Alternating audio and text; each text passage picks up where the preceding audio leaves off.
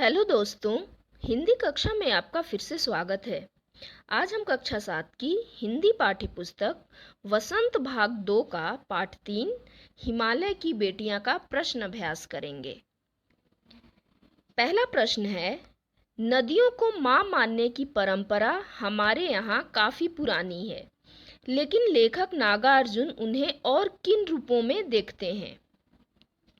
तो इसका उत्तर होगा, लेखक इन नदियों को स्त्री के सभी रूपों में देखता है जिसमें वो उसे बेटी के समान प्रतीत होती हैं।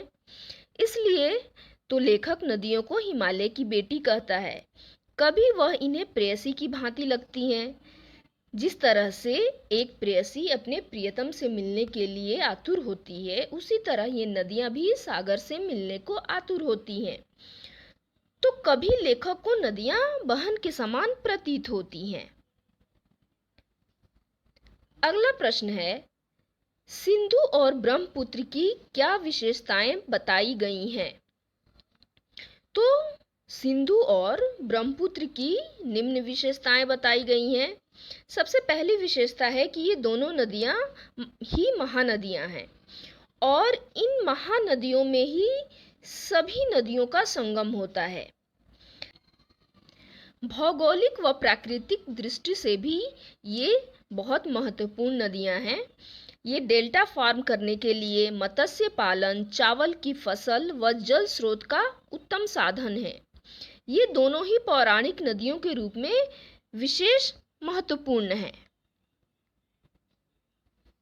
अगला प्रश्न है, काका कालेलकर ने नदियों को लोक माता क्यों कहा है? तो इसका उत्तर होगा कि काका कालेलकर ने नदियों को लोक माता इसलिए कहा है क्योंकि ये नदियां हमारे माँ की तरह भरण पोषण करती हैं। ये हमें पीने के लिए पानी देती हैं। दूसरी तरफ इनके द्वारा लाई गई उपजाऊ मिट्टी खेती के लिए बहुत उपयोगी होती है। ये मछली पालन में भी बहुत उपयोगी हैं। अर्थात ये नदियां सदियों से हमारी जीविका का प्रमुख साधन रही हैं। हिंदू धर्म में तो नदियों की विशेष पूजा की जाती है। हिंदू धर्म में तो जीवन की अंतिम यात्रा भी इन्हीं से मिलकर समाप्त हो जाती है। इसलिए ये हमारे लिए माता के समान है। अगला प्रश्न है, हिमालय की यात्रा में लेखक ने किन किन की प्रशंसा की है?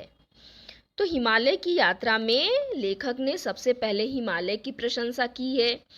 हिमालय से निकलने वाली नदियों के रूपों की प्रशंसा की है। उसकी बर्फ से ढकी पहाड़ियों की सुंदरता की प्रशंसा की है। पेड़ पौधों से भरी घाटियों की प्रशंसा की है तथा देवदार, चीड़, सरो, चिनार, सफेदा, कैल से भरे जंगलों की प्रशंसा की है। लेख से आगे का प्रश्न, नदियों और हिमालय पर अनेक कवियों ने कविताएं लिखी हैं। उन कविताओं का चयन कर उनकी तुलना पाठ में निहित नदियों के वर्णन से कीजिए। अर्थात इस प्रश्न में आपको किसी दूसरे कवि की कविता को पढ़ना है और उसकी तुलना इस पाठ में निहित नदियों के वर्णन से करना है। तो मेरे पास एक कविता है जिसका शीर्षक है खड़ा हिमालय बता रहा है। इस कविता के कवि हैं सोहनलाल द्विवेदी। कविता इस प्रकार है, खड़ा हिमालय बता रहा है, डरो ना आंधी पानी में, खड़े रहो तुम अविचल होकर, सब संकट तूफानी में, डिगो ना अपने प्राण से तो तुम सब कुछ पा सकते हो प्यारे, तुम भी ऊंचे उठ सकते हो, छू सकते हो नभ के तारे। इसी प्रकार आप किसी नदी पर आधारित कविता को ले सकते हैं और उसकी तुलना पाठ में निहित नदियों के वर्णन से कर सकते हैं। अगला प्रश्न है, गोपाल सिंह नेपाली की कविता हिमालय और हम, रामधारी सिंह दिनकर की कविता हिमालय तथा जयशंकर प्रसाद की कविता हिमालय के आंगन में पढ़िए और तुलना कीजिए। यानी कि आपको इन तीनों कवियों की कविता को पढ़ना है और आपस में इनकी तुलना करना है। तो पहली कविता है जयशंकर प्रसाद जी की जिसका नाम है हिमालय के आंगन में। और दूसरी कविता है गोपाल सिंह नेपाली जी की, जिसका शीर्षक है हिमालय और हम। तीसरी कविता है रामधारी सिंह दिनकर जी की, जिसका नाम है हिमालय। तो तीनों कविताएं यहाँ दी गई हैं और आपको इन तीनों कविताओं को पढ़ना है और इनकी आपस में तुलना करना है। अगला प्रश्न है, यह लेख 1947 में लिखा गया था, तब से हिमालय से निकलने वाली नदियों में क्या क्या बदलाव आए हैं? तो इसका उत्तर होगा कि 1947 के बाद से आज तक हिमालय से निकलने वाली नदियों में बहुत बदलाव आए हैं। अब हिमालय से निकलने वाली नदियाँ प्रदूषण का शिकार हो चुकी हैं। अब पहले इतनी शुद्ध नहीं रह गई हैं। अब जनसंख्या वृद्धि, औद्योगिक क्रांति, मानवीय तथा प्रशासकीय उपेक्षा के कारण, यानी उनकी देखभाल अच्छे से न करने के कारण नदियों के जल की गुणवत्ता में भी भारी कमी आ गई है। निरंतर प्रदूषण बढ़ता जा रहा है। जगह जगह बांध बनाने के कारण जल प्रवाह में न्यूनता हो गई, यानी कि कमी हो गई है, जो कि मानव के लिए अहितकारी है। गंगा जल की पवित्रता भी अभी समाप्त होने के कगार पर है। अगला प्रश्न है, अपने संस्कृत शिक्षक से पूछिए कि कालिदास ने हिमालय को देवात्मा क्यों कहा है? तो इसका उत्तर होगा कि हिमालय पर्वत वह स्थान माना जाता है जहाँ ऋषि मुनि और देवता तपस्या करते हैं, साधना करते हैं, अर्थात हिमालय पर्वत पर उनकी आत्मा बसती है। इसलिए हिमालय को कालिदास जी ने देवात्मा कहा है।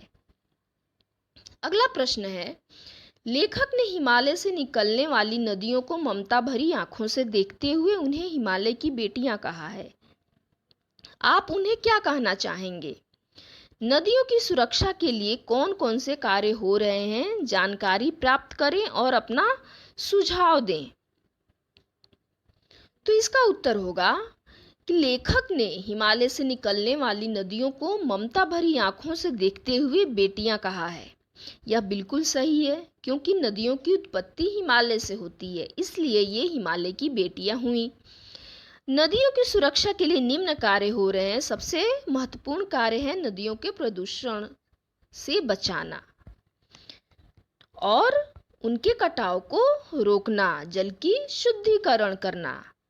तो नदियों की सुरक्षा के लिए ये सब कार्य किए जा रहे हैं। उनको प्रदूषण से बचाया जा रहा है, उनके कटाव को रोकने के लिए काम किए जा रहे हैं और उनके जल का शुद्धिकरण किया जा रहा है। अगला प्रश्न है, नदियों से होने वाले लाभों के विषय में चर्चा कीजिए और इस विषय पर 20 पंक्तियों का एक निबंध लिखिए। तो इस प्रश्न में आपको नदियों से होने वाले लाभ विषय पर 20 पंक्तियों का निबंध लिखना है। जैसा कि आप जानते हैं कि नदियों का हमारे जीवन में बहुत महत्व है। ये हमारी संस्कृति से जुड़ी हुई हैं। ये हमारे जीवन का आधार है। नदियों से ही हमारा भरण पोषण होता है। खेतों में सिंचाई का प्रमुख साधन है ये नदियाँ। और जहाँ नदियाँ होती हैं वहाँ की भूमि उपजाऊ होती है। ये सभी प्राणियों को जीवन प्रदान करती हैं। इन पर बांध बनाकर बिजली उत्पन्न की जाती है। हमारे अधिकतर तीर्थ स्थल भी नदियों के किनारे बसे हुए हैं। इसी कारण नदियाँ पूजनीय भी हैं। सिंचाई करने, पानी पीने, कपड़े धोने, नहाने, जानवरों हेतु नदियों का जल ही प्रयोग करते हैं। अतः हमें नदियों का जल प्रदूषित होने से बचाना चाहिए, क्योंकि इन पर ही हमारा जीवन निर्भर है। तो ये सारे बिंदु आप अपने निबंध में डाल सकते हैं। भाषा की बात यानी व्याकरण के कुछ प्रश्न हैं। पहला प्रश्न है, अपनी बात कहते हुए लेखक ने अनेक समानताएं प्रस्तुत की हैं। ऐसी तुलना से अर्थ अधिक स्पष्ट एवं सुंदर बन जाता है। उदाहरण है, संभ्रांत महिला की भांति वे प्रतीत होती थीं। माँ और दादी, मौसी और मामी की गोद की तरह उनकी धारा में डुबकियां लगाया करता। अन्य पाठों से ऐसे 5 तुलनात्मक प्रयोग निकालकर कक्षा में सुनाइए और उन सुंदर प्रयोगों को कॉपी में भी लिखिए। तो अन्य पाठ से कुछ उदाहरण निम्न है। पहला है, इन्हें देखकर तो ऐसा लग रहा है मानो बहुत सी छोटी छोटी बालूशाही रख दी गई हों। दूसरा उदाहरण है, सचमुच दादी माँ शाप भ्रष्ट देवी सी लगी। बच्चे ऐसे सुंदर जैसे सोने के सजीव खिलौने। अगला उदाहरण है, हरी लकीर वाले सफेद गोल कंचे बड़े आंवले जैसे संध्या को स्वप्न की भांति गुजार देते थे। और अंतिम उदाहरण है, सागर की हिलोरों की भांति उसका यह मादक स्वर गली भर के मकानों में उस ओर तक लहराता हुआ पहुंचता और खिलौने वाला आगे बढ़ जाता। ये खिलौने वाला मिठाई वाला पाठ से लिया गया है। तो ये अन्य पाठों से लिए गए कुछ उदाहरण हैं। अगला प्रश्न है, निर्जीव वस्तुओं को मानव संबंधी नाम देने से निर्जीव वस्तुएं भी मानव जीवित हो उठती हैं। लेखक ने इस पाठ में कई स्थानों पर ऐसे प्रयोग किए हैं जैसे, परंतु इस बार जब मैं हिमालय के कंधे पर चढ़ा तो वे कुछ और रूप में सामने थीं। काका कालेलकर ने नदियों को लोक माता कहा है। पाठ से इसी तरह के और उदाहरण ढूंढिए। तो पाठ से कुछ अन्य उदाहरण निम्न हैं। पहला है, नदियां संभ्रांत महिला की भांति प्रतीत होती थीं। हिमालय की गोद में बच्चियां बनकर ये कैसे खेला करती हैं। हिमालय को ससुर और समुद्र को दामाद कहने में कुछ झिझक नहीं होती थी। बूढ़ा हिमालय अपनी इन बेटियों के लिए कितना सिर धुनता होगा। और अंतिम है, पिता का विराट प्रेम पाकर भी अगर इनका मन अतृप्त ही है तो कौन होगा जो इनकी प्यास मिटा सकेगा। तो इस उदाहरण में नदियां, हिमालय और समुद्र का मानवीकरण किया गया है। अगला प्रश्न है, पिछली कक्षा में आप विशेषण और उसके भेदों से परिचय प्राप्त कर चुके हैं। नीचे दिए गए विशेषण और विशेष्य का मिलान कीजिए, यानी विशेषण और संज्ञा का मिलान करना है। कुछ शब्द दिए गए हैं, संभ्रांत, वर्षा, चंचल, जंगल, समतल, महिला, घना, नदियां, मूसलाधार, आंगन। ये सही मिलान नहीं है। ये तो आपको क्या करना है कि सही मिलान करना है। तो सही मिलान इस प्रकार होगा, संभ्रांत का सही मिलान होगा महिला। संभ्रांत विशेषण है और महिला विशेष्य है, यानी संभ्रांत महिला। चंचल नदियां, चंचल विशेषण होगा और नदियां विशेष्य। समतल आंगन, समतल विशेषण है और आंगन विशेष्य। घना जंगल, घना विशेषण है और विशेष्य क्या है, जंगल। मूसलाधार वर्षा, तो मूसलाधार शब्द क्या है, विशेषण है और वर्षा विशेष्य। अगला प्रश्न है, द्वंद्व समास के दोनों पद प्रधान होते हैं। इस समास में और शब्द का लोप हो जाता है। जैसे राजा रानी द्वंद्व समास है जिसका अर्थ है राजा रानी, राजा और रानी। पाठ में कई स्थानों पर द्वंद्व समासों का प्रयोग किया गया है। इन्हें खोजकर वर्णमाला क्रम में लिखिए। तो इसका उत्तर होगा, पहला है छोटी बड़ी, जिसका अर्थ होता है छोटी और बड़ी। ये द्वंद्व समास है जिसमें और का लोप होता है। दुबली पतली, दुबली और पतली। भाव भंगी, भाव और भंगी। माँ बाप, माँ और बाप। अगला प्रश्न है, नदी को उल्टा लिखने से दीन होता है, जिसका अर्थ होता है गरीब। आप भी 5 ऐसे शब्द लिखिए जिसे उल्टा लिखने पर सार्थक शब्द बन जाए। प्रत्येक शब्द के आगे संज्ञा का नाम भी लिखिए। जैसे नदी का अर्थ उल्टा दीन है, तो दीन क्या है, भाववाचक संज्ञा। तो इसका उत्तर होगा, पहला शब्द है जाता। जाता का उल्टा क्या होगा, ताजा। यह एक भाववाचक संज्ञा है। दूसरा शब्द है मरा। मरा का उल्टा होता है राम। राम एक व्यक्तिवाचक संज्ञा है। धारा, धारा का उल्टा होगा राधा। राधा भी व्यक्तिवाचक संज्ञा है। नव, नव का उल्टा होता है वन और वन एक जातिवाचक संज्ञा है। भला, भला का उल्टा शब्द है लाभ और यह एक भाववाचक संज्ञा है। अगला प्रश्न है, समय के साथ भाषा बदलती है, शब्द बदलते हैं और उनके रूप बदलते हैं। जैसे बेतवा नदी के नाम का दूसरा रूप वेत्रावती है। नीचे दिए गए शब्दों में से ढूंढकर इन नामों के अन्य रूप लिखिए। तो अन्य रूप है सतलुज। सतलुज का जो अन्य रूप है वो है शतद्रुम। झेलम, झेलम का अन्य रूप है वितस्ता। अजमेर, अजमेर का अन्य रूप होगा अजयमेरु। रोपण, रोपण का दूसरा नाम है रूपपुर। चिनाब, चिनाब का दूसरा नाम है विपाशा। बनारस, बनारस का दूसरा नाम क्या है? वाराणसी।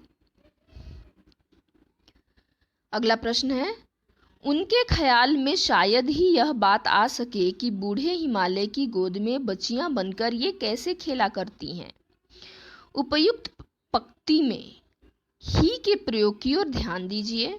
ही वाला वाक्य नकारात्मक अर्थ दे रहा है, इसीलिए ही वाले वाक्य में कही गई बात को हम ऐसे भी कह सकते हैं, उनके ख्याल में शायद यह बात न आ सके। इसी प्रकार नकारात्मक प्रश्नवाचक वाक्य कई बार नहीं के अर्थ में इस्तेमाल नहीं होते, जैसे महात्मा गांधी को कौन नहीं जानता। दोनों प्रकार के वाक्यों के समान तीन उदाहरण सोचिए और इस दृष्टि से उनका विश्लेषण कीजिए। तो 3 उदाहरण निम्न है। पहला वाक्य है, बापू को कौन नहीं जानता। तो इसका हम विश्लेषण कर सकते हैं, होगा कि हर कोई बापू को जानता है। इसका अर्थ यही होता है। उन्हें शायद ही यह बात पता हो, तो इसका अर्थ है कि शायद उन्हें यह बात न पता हो। वह शायद ही तुम्हें देख सके, इसका अर्थ होगा कि वह तुम्हें शायद न देख सके। वे लोग शायद ही उधर आए, इसका अर्थ होगा कि वे लोग शायद इधर न आए। भगत सिंह के बलिदान को कौन नहीं जानता, तो इसका अर्थ होगा कि भगत सिंह के बलिदान को हर कोई जानता है। तो ये कुछ उदाहरण थे, ऐसे आप दूसरे उदाहरण भी बना सकते हैं। इसके साथ ही इस पाठ का प्रश्न अभ्यास खत्म होता है। अगले वीडियो में हम फिर मिलेंगे। धन्यवाद।